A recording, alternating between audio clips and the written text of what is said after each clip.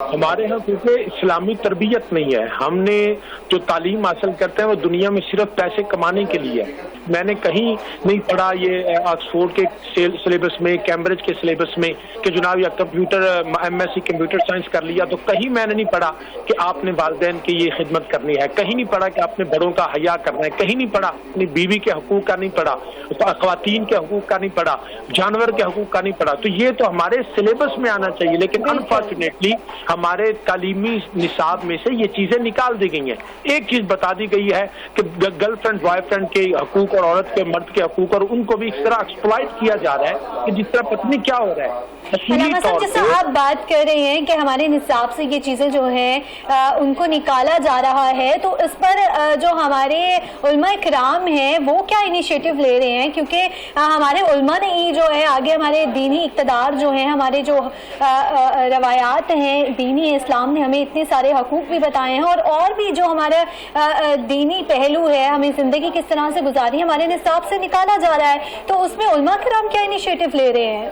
یہ علماء کرام نے اس پہ بڑی آوازیں اٹھائی ہیں, اس پہ اخبارات پہ کالم لکھے گئے ہیں, سوشل میڈیا پہ, الیکٹرانک میڈیا پہ. آپ کے پروگرام میں میں نے کتنی دفعہ پہلے یہ بات کر چکا ہوں, اور آپ کے ماشاءاللہ جتنے اچھے پروگرام اس حوالے سے سینسٹیو ٹاپکس پہ آتے ہیں, اور اس میں ہم ایجوکیٹ کر رہے ہیں. لیکن علماء آج بھی, اگر آپ دیکھ لیجئے, جو شخص دینی ذہن رکھنے والا ہوگا وہ اپنے حقوق و لباس میں زیادہ اللہ سے ڈرنے والا ہے.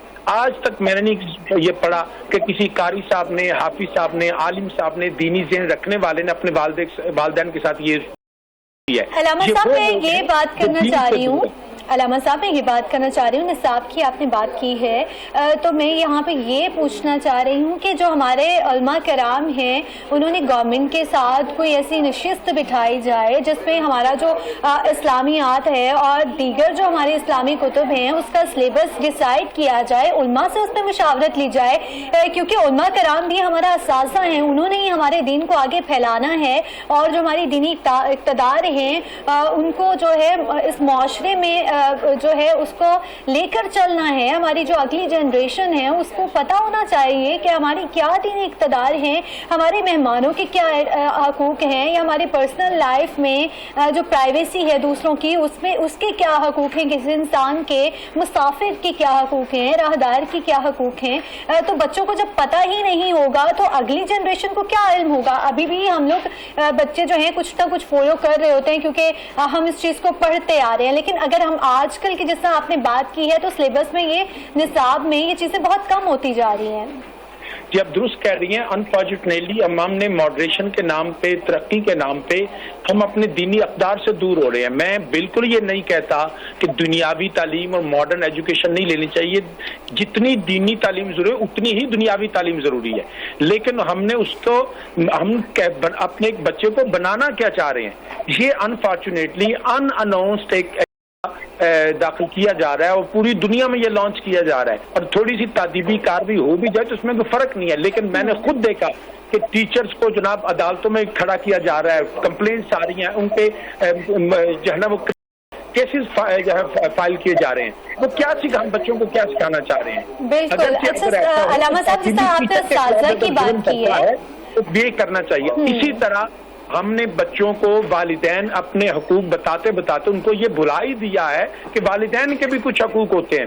اب ہم نے تعلیمی نصاب سے سارے اس چیز کو ختم کر دیا ہے. بالکل.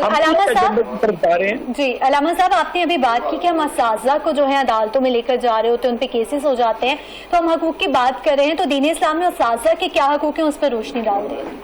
جی اساتذہ کے تو اتنے حقوق ہیں کہ حضرت علی مرتضیٰ رضی اللہ تعالیٰ عنہ کا ایک فرمان ہے کہ آپ نے فرمایا میرے دنیا میں 2 باپ ہیں, بلکہ رسول اللہ علیہ وسلم کی حدیث مبارکہ ہے کہ انسان کے دنیا میں 3 باپ ہوتے ہیں. ایک وہ جس کے گھر میں وہ جنم لیتا ہے, دوسرا وہ جو اس کو اپنی بیٹی دیتا ہے, اس کا سسر, اور تیسرا وہ جو اس کا استاد ہوتا ہے. تو اس کو باپ کے درجے میں رکھا گیا. اس سے بڑی رسپیکٹ کیا ہوگی؟ کیا آج کے طلباء, کیا آج کا تعلیمی نصاب ایک ٹیچر کی یہ حیثیت بتاتا ہے؟ ہم نے تو یونیورسٹی, کالجز میں, اسکولوں میں ہم جب پڑھتے تھے تو یہ بالکل اس سے الٹ کام تھا. آج بدقسمتی کے ساتھ ٹیچر کو ایک دوست جتنا بھی اس کو عزت نہیں دی جاتی, اور اس کو بالکل ایک بے معنی کر دیا گیا, اور ریاست کے ایسے قوانین بنا دیے گئے ہیں کہ ٹیچر بیچارہ اپنے اسٹوڈنٹ کے ساتھ سختی سے بات بھی نہیں کر سکتا. حالانکہ یہ سختی स्टूडेंट के लिए जरूरी है। हमने जो अपने उस्तादों की हुई है उनकी सख्ती से आज हम जो यहाँ पहुंचे अल्लाह के फजल और उस्ताद की मेहरबानियों से है। बिल्कुल, उस्ताद का बहुत अहम किरदार होता है। ऐसी आवारा जिंदगी सिखाई जा रही है मॉडरेशन के नाम पे। भाई मॉडरेशन का हरगिज मतलब नहीं कि आप अपने बड़ों के खिलाफ खड़े हो जाएं। मॉडरेशन का हरगिज मतलब नहीं है, या हकूक का हरगिज मतलब नहीं है कि आप अपने हकूक को लेते हुए। बिल्कुल अल्लामा साहब, हमारा दीन सबसे ज्यादा मॉडर्न दीन है। अगर हम देखें तो इस्लाम ने हमें हर चीज सिखाई, लेकिन उसके साथ साथ अगर हम देखें तो हमारे अंबिया कराम की बहुत सारी चीजें हैं जो उन्होंने बनाई हैं, जो दुनिया में उन्होंने इंट्रोड्यूस करवाई हैं। तो दीन इस्लाम जो है वो कतई मॉडर्नाइजेशन को जो है वो ये नहीं कहता।